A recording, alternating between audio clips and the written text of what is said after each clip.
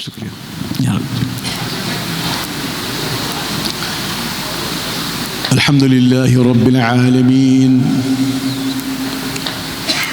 الحمد لله حمد الشاكرين،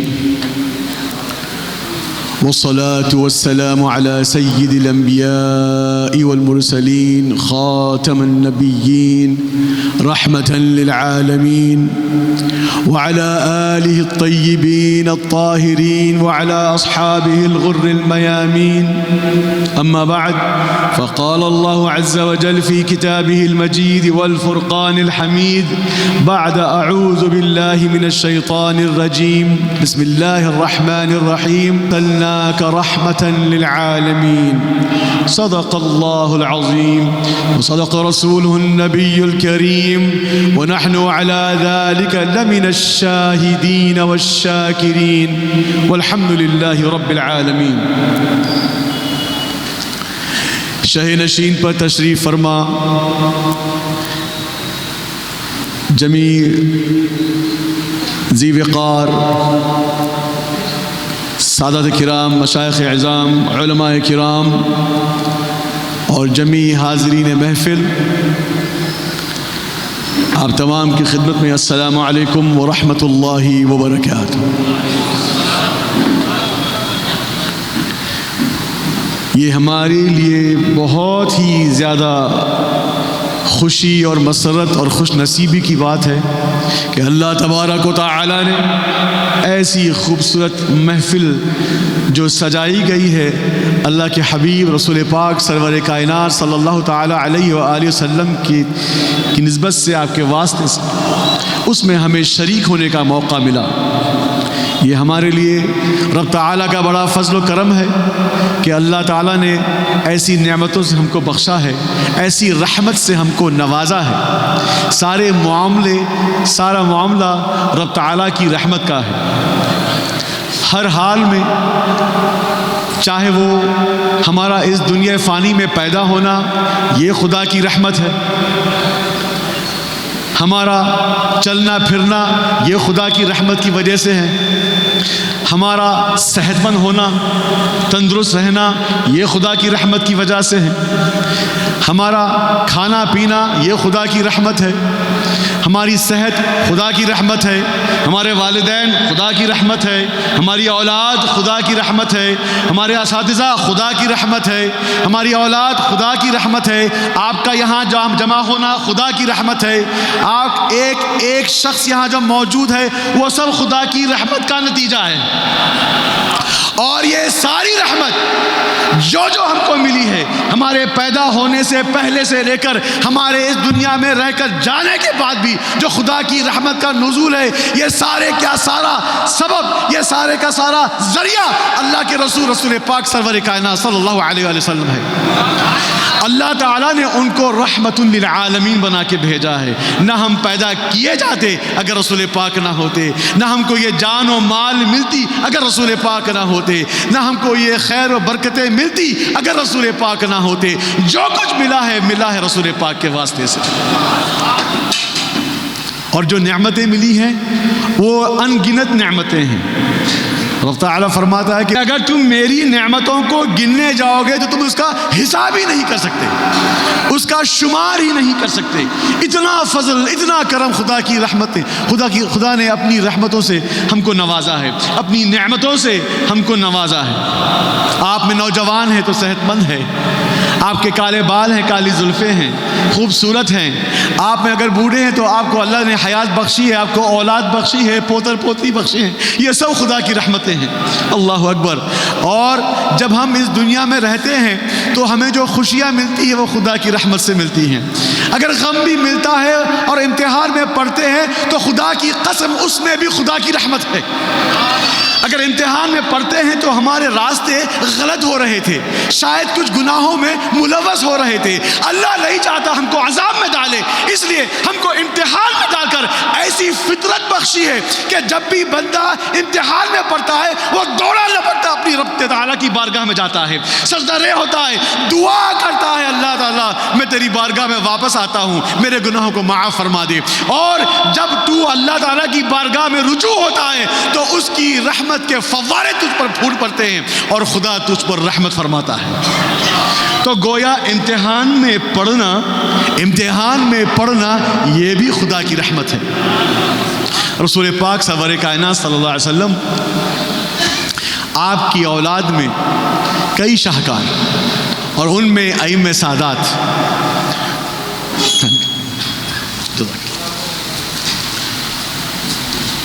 اللہم صلی علی سیدنا محمد وعلی آل سیدنا مولانا محمد وبارک وسلم، رسول پاک کی اولاد میں کئی شاہکار،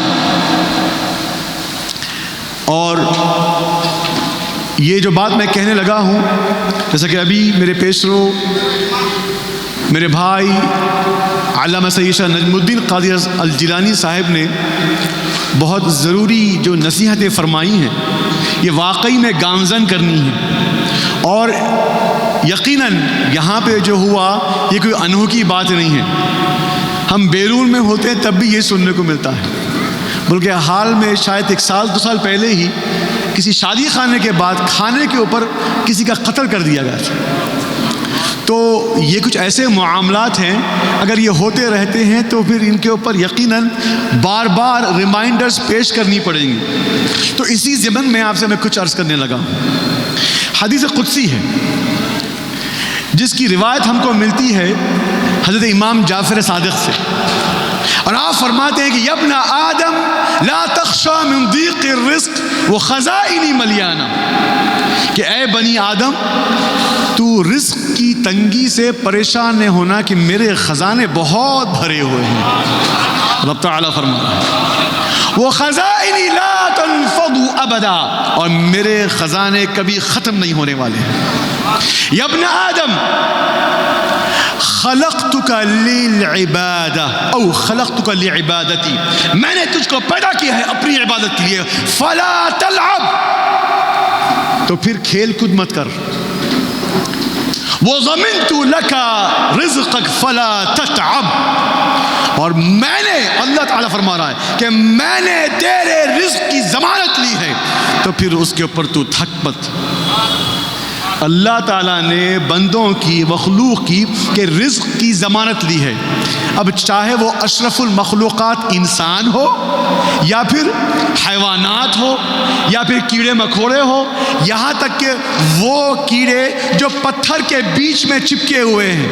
جن کے پاس نہ ہوا پہنچتی ہے، نہ پانی پہنچتا ہے، نہ انسان پہنچتا ہے، نہ کوئی اور جانور یا غذا پہنچتی ہے، اللہ تعالیٰ وہاں بھی غذا پہنچاتا ہے۔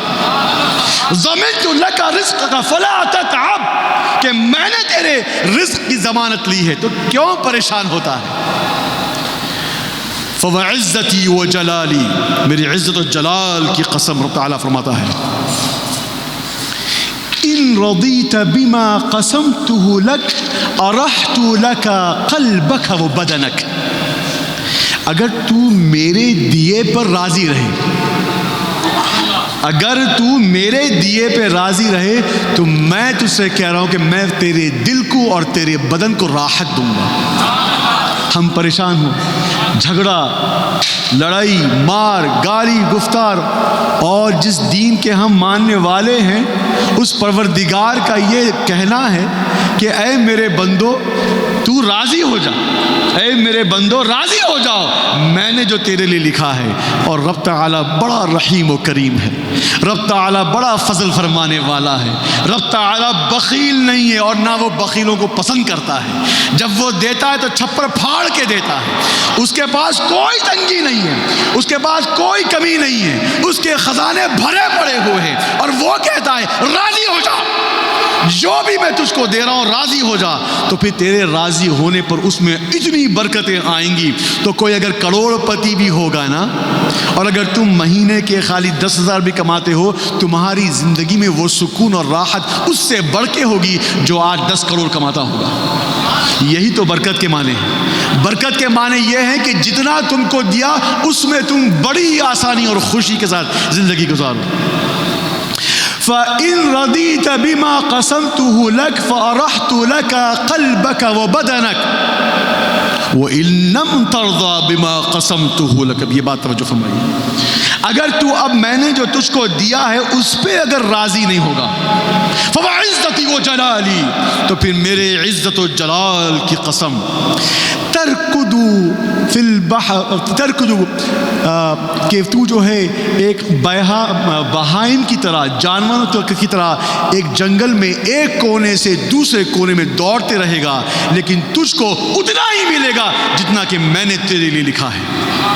اب چاہے تم لائن توڑ کے تم دسترخوان کی طرف جاؤ، چاہے تم حرام کمائی سے تو اپنی کمائی کرو، چاہے تم 18-20 گھنٹے ہی کیوں نہ کام کرو، چاہے تم لوگوں کو لوٹ کے تم پیسہ کماؤ، چاہے تم جو بھی کرو، تمہارے نہ بدن کو وہ مال لگنے والا ہے، نہ تمہارے خون کو وہ مال لگنے والا ہے، اور تمہاری اولاد تک جو حرام مال پہنچنے والا ہے اس سے کوئی فائدہ نہیں بلکہ نقصان پہنچنے والا ہے۔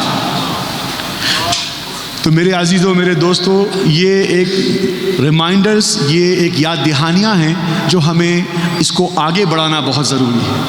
اور اپنی قوم کی اصلاح کی ذمہ داری خود اپنے اوپر ہے۔ اللہ تعالیٰ اس قوم کے حالات کو نہیں بدلتا جب تک کہ وہ قوم کا ہر فرد اپنی زندگی میں خود انیشیٹو نہ لے، اپنی زندگی میں وہ خود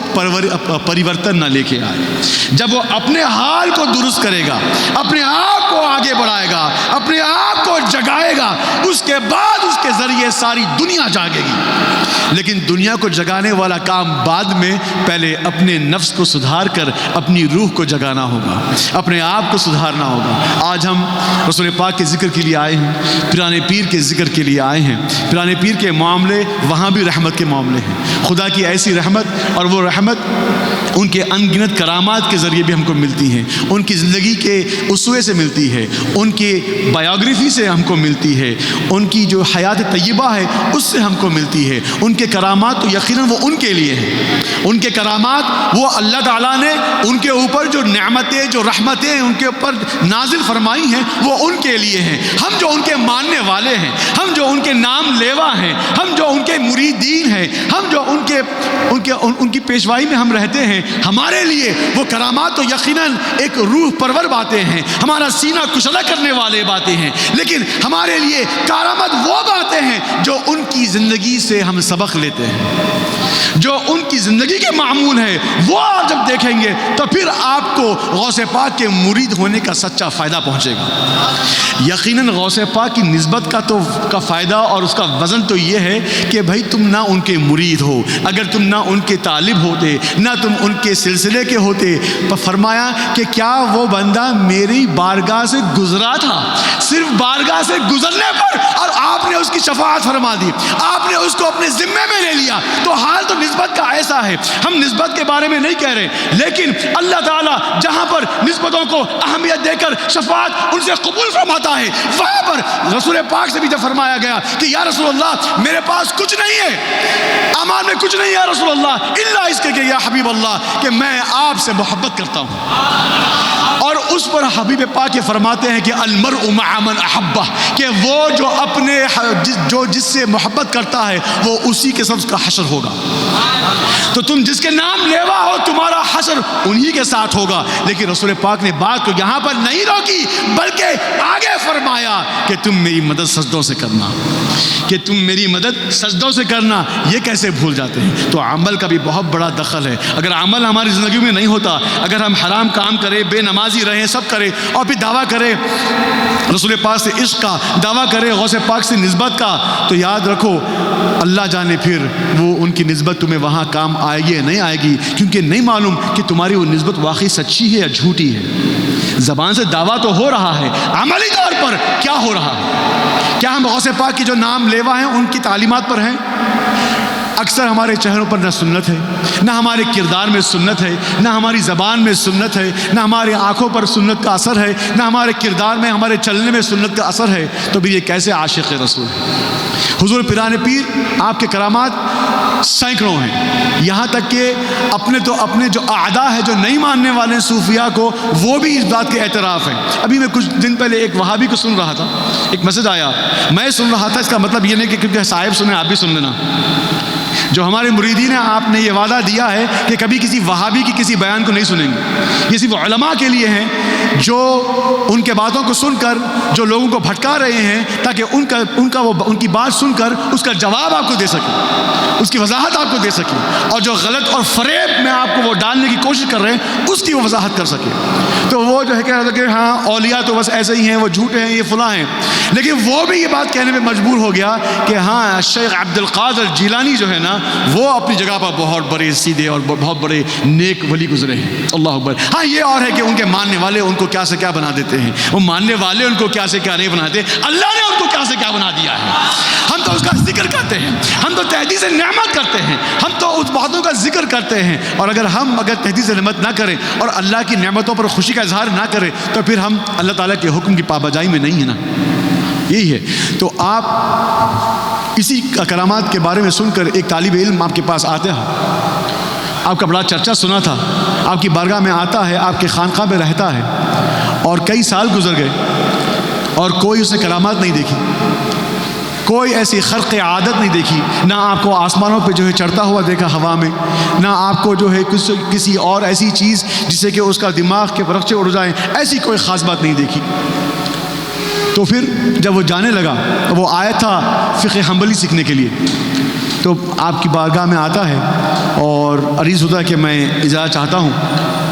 تو آپ جو دریافت فرماتے ہیں کہ تم آئے تھے، ابھی مکمل تو ہوا نہیں، جا کیوں رہے ہو؟ تو کہا کہ جان کے امان پاؤں تو آپ سے بات کہوں۔ ہاں کہو۔ کہا میں آیا تھا آپ کا بڑا چرچا سن کر، لیکن میں جب سے آیا ہوں میں نے ایک بھی کرامت نہیں دیکھی، ایک بھی عجیب بات نہیں دیکھی۔ تو آپ نے پھر اس سے سوال کیا کہ بیٹے بتا تو کتنے سال سے ہیں یہاں پر؟ بعض روایت میں 5 سال آیا، بعض میں 6 سال آیا، 5 سے 6 سال۔ تو 5 سے 6 سال غوث پاک کی خانقاہ میں، آپ کی پرورش میں، آپ کی سپرویژن میں وہ وہاں رہتا ہے۔ تو کہتے ہیں کہ تو ان 5 یا 6 سالوں میں کبھی مجھ کو کوئی بھی نماز کو چھوڑتے ہوئے دیکھا؟ یہ سید الاولیاء کی بات کر رہا ہوں، میں قطب الاقطاب کی بات کر رہا ہوں۔ وہ بھی کس بات کو دلیل بنا رہے ہیں، غور فرمائیے۔ آپ کو جب نماز کی تلقین دی جاتی ہے تو آپ کہتے ہیں یار کیا بات کریں کہ مولوی پیر صاحب جو ہے نماز بولتے ہیں۔ پیرانے پیر اپنی دلیل دے رہے ہیں وہ نماز کے بارے میں کہ تم نے کبھی مجھ کو نماز کو چھوڑتے ہوئے دیکھا؟ کہا نہیں دیکھا۔ کیا تم نے کبھی ایسا دیکھا کہ اذان ہو رہی ہو اور میں کوئی دوسرا کام کر رہا ہوں؟ اللہ اکبر۔ کہا نہیں دیکھا۔ کیا تم نے مجھ کو رمضان کے مہینے میں کسی روزے کو چھوڑتے ہوئے دیکھا؟ کہا بالکل نہیں دیکھا۔ کیا جب تم میرے پاس تزکیے کے لیے آئے تھے تو کیا میں نے تمہارا تزکیہ نہیں کیا؟ تو کہا ایسا کبھی نہیں ہوا۔ تو کہتے ہیں کہ اس سے بڑھ کے اور کرامت کیا چاہیے جو کہ استقامت ہو۔ الکرامت هو الاستقامہ، ایو کرامت افضل من الاستقامہ۔ کون سی ایسی کرامت ہے جو استقامت سے بڑھ کے ہو؟ تو کہا استقامت یہ سب سے بڑی کرامت ہے۔ تو پیرانے پیر کے جو سینکڑوں کرامات ہیں، کتابیں بھری پڑی ہیں متواتر روایات کے ساتھ، یعنی حدیث شریف میں جس طرح رسول پاک کی باتیں روایتیں حدیث شریف میں روایتوں سے آئی ہیں، ویسے ہی آپ کے ہم علماء نے، آپ کے طلباء نے روایتیں درج کی ہیں جو آج ہمارے پاس آئی ہیں، وہ مدلل روایتیں ہیں کہ پیرانے پیر کے ساتھ یہ کرامتیں ہوئی ہیں۔ اور آپ فرماتے ہیں کہ سب سے بڑی میری کرامت وہ یہ کہ میں مستقیم ہوں، اللہ کے دین پر ثابت قدم ہوں، یہ سب سے بڑی کرامت ہے۔ اللہ اکبر۔ اب آپ دیکھیے کہ ہمارا حال کیا ہے۔ ہمیں اگر غوث پاک کے نفس قدم پر چلنا ہے تو ہمیں غوث پاک کے عملی زندگی کو بھی دیکھنا ہوگا اور اس سے سبق لینا ہوگا۔ میرے عزیزو، آپ نے یقیناً بڑا ہی صبر کا مظاہرہ کیا ہے اور میں نہایت شکر گزار ہوں آپ تمام کی تشریف آوری کا، اور یہ جو ماہانہ مجلس داعی محفل ہمارے عزیز خلیفہ حضور سیدی بدر ملت جناب جلیل الدین محمد جلیل الدین قادری بدری اور ان کے خانوادے اور ان کے احباب نے جو یہ سلسلہ شروع کیا ہے، اس میں میں آج کے اس واقعے کے بعد تو ان سے بھی میں خواہش بھی کروں گا اور یہ کہوں گا کہ ایک اور ان ماہانہ وار نشستوں میں ایک اور چیز یہ ایڈ کریں کہ جس میں وہ تربیتی نشست بھی کم از کم ایک آدھا گھنٹہ وہ ایڈ کریں۔ تاکہ نہ صرف ہم اپنے بھائیوں بہنوں کو جمع کر کے نعت یا قوالی کے محافل سجائیں، جو کہ بڑی اچھی بات ہے۔ میں اکثر کہتا ہوں کہ دیکھیے نعت اور قوالی یہ ہماری روح کی غذا ہے، لیکن پریکٹیکلی اسپیکنگ یہ آئسنگ آن دا کیک ہے۔ کیک کے اوپر کی آئسنگ کریم ہے، کیک ہی نہیں اپنے پاس۔ کیک رہا تو آئسنگ کام آئیں گے، ورنہ خالی آئسنگ کھائیں گے تو ڈائبٹیز ہو جاتا ہے۔ خالی نعت اور قوالی میں رہ جائیں گے تو سوری ٹو سے نقصان ہو سکتا ہے۔ اگر اس کی بنیاد شریعت پر اگر نہ ہو، علم اگر بیسس اور فاؤنڈیشن نہ ہو، تو پھر یہ دوسرے جو امور ہیں، جو ایکسٹرا کریکولر ایکٹیویٹیز ہیں، یہ ایکسٹرا والے اعمال ہیں، یہ کام نہیں آئیں۔ جو حقیقت پانا چاہتا ہے، جو حقیقت پانا چاہتا ہے، وہ شریعت کے ہی راستے سے اس کو آنا ہوگا۔ شریعت پر پابندی کر کے ہی وہ ارتقاء کو اپنا سکتا ہے، اس کے بغیر وہ آگے بڑھ نہیں سکتا۔ اور ہمارا سارا مقصد یہاں پہ انٹرٹینمنٹ نہیں ہے۔ اگر لوگ انٹرٹینمنٹ کے لیے آ رہے ہیں تو آئیے، اس روکنا نہیں ہے، لیکن یاد رکھیے آپ بس یہاں پہ جتنی دیر ہوں گے اتنی دیر انجوائے کریں گے، دروازے کے باہر پھر آپ کے لیے شیطانی دنیا تیار ہے۔ اپنے آپ کو بچانے کے لیے اگر آپ آئے ہیں تو یہاں پر جب آئیں گے تو کچھ لے جائیے، اور اس لے جانے سے آپ کو فائدہ یہ ہوگا کہ جس طرح سردی میں آپ 2 یا 4 لیئر جیکٹ پہن لیتے ہیں بچانے کے لیے، یہ جو روحانی آپ کی جو شیلڈ ہوگی، جب آپ باہر نکلیں گے اور وہاں پہ فریب کی دنیا ہے، وہاں دھوکے کی دنیا ہے، وہاں نشے کی دنیا ہے، وہاں قتل کی دنیا ہے، وہاں جھوٹ کی دنیا ہے، وہاں لہو و لعب کی دنیا ہے، جہاں شہوت کی دنیا ہے، وہاں پر آپ اپنی صحیح طور پر حفاظت کر سکتے ہیں۔ اگر اس راستے کو نہیں اپنائیں گے، اگر ان چیزوں سے آپ فائدہ نہیں اٹھائیں گے، تو خدا کی قسم جان لیجئے کہ یہ بہت نقصان ہو سکتا ہے آپ کے لیے۔ تو پھر اس کا صحیح فائدہ، اور بلانے والوں کے لیے بھی اجر و ثواب تو ان کو مل جائے گا۔ وہ جو محنت کر رہے ہیں، یہ میرا بھائی کوئی لکھپتی کروڑپتی نہیں ہے، یہ جتنے یہاں پہ کام کرنے والے ہمارے کارکن ہیں، جتنے ہمارے پیر بھائی حضرات ہیں، یہ کوئی اس میں کروڑپتی نہیں ہے، سب آپ کے ویسے ہمارے ویسے ہیں، سب فقراء ہیں، سب محنت مزدوری کرنے والے ہیں، لیکن جذبہ ایمان ان کا یہ ہے کہ اپنے مال دولت گھر وقت اہل سب کو پیچھے رکھ کر یہ دین کی خدمت کے لیے آگے بڑھے ہیں۔ تو اس کا حاصل تو ان کا عمل کو مل جائے گا، لیکن اس کا حاصل اور بہتر یہ ہوگا کہ آنے والے بھی اس سے اگر فائدہ اٹھائیں گے، کیونکہ پھر آپ کو سوال ہوگا قیامت کے روز کہ آپ کو یہ موقع فراہم کیے گئے تھے۔ دیکھیے جس طرح کہ غیر مسلم کو یہ بتایا جاتا ہے کہ اگر کوئی ایسا ہو جو دین فطرت پہ ہو، اس تک ایمان اسلام کا پیغام نہ پہنچے، کہ وہ ایسی دور دراز جگہ پہ ہو، تو ہو سکتا ہے اس کے ساتھ کچھ اور معاملے ہو، ان لوگوں کی طرح نہ ہو جن کو پیغام پہنچایا گیا تھا، اس کے بعد بھی وہ کافر ہوئے اور زندگی اپنی کفر پر گزاری، یہاں تک کہ موت کفر پر گزاری، تو پھر ان کے آخرت اور ٹھکانہ آپ جانتے ہیں کیا لکھا ہوا ہے۔ تو ویسے ہی میرے عزیزو،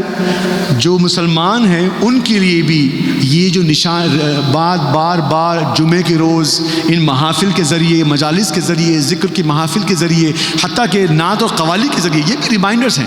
یہ ریمائنڈرز لے کر اگر آپ جو روحانی فیض لے رہے ہیں اس کو پھر اپنے سینے میں اگر پیوست نہیں کریں گے، تو پھر آپ کو بھی یاد رکھو کہ یہ جو موقع آپ کو فراہم کیے گئے ہیں، آپ کو یہ جواب دینا ہوگا کہ ہاں مجھے علم کی دعوت دی گئی تھی، ہاں مجھے توبہ کرنے کی دعوت دی گئی تھی، ہاں مجھے رجوع کرنے کا راستہ بتایا گیا تھا، مجھے ایک رب کی اس کے احکامات کی پابجائی میں رجوع کرنے کا موقع دیا گیا تھا، بتایا گیا تھا کہ گناہوں سے توبہ کرو، سجدے میں گر جاؤ، اللہ تعالیٰ کی بارگاہ میں معافی تلافی کر لو اور اللہ تعالیٰ تمہیں معاف فرما دے گا۔ لیکن وہ بدقسمت کیسے ہوں گے؟ یہ ساری ریمائنڈر ساری زندگی ان کو ملتے رہے، اس کے باوجود بھی وہ ایک بیرا روی کے راستے پر پڑے ہوئے ہیں، وہ گمراہی کے راستے پر پڑے ہوئے ہیں۔ خدا را اس محفل کو اگر کامیاب کرنا ہے تو میری آپ سب سے یہ التجا ہے کہ نصیب آپ یہاں پر خوش دلی سے آئیے، اور یہاں پر آنے کے بعد جو بھی آپ کو دیا گیا ہے اس اطمینان کے ساتھ دیجیے کہ اس دینے کی جو چیز آپ کو دی گئی ہے اس کا منہج اور اس کا مأویٰ، اس کا پرائمری سورس وہ قرآن اور رسول پاک کی سنت طیبہ ہے۔ وما علینا الا البلاغ، وصلی اللہ تعالی علی سیدنا محمد وعلی آلہ وصحبہ۔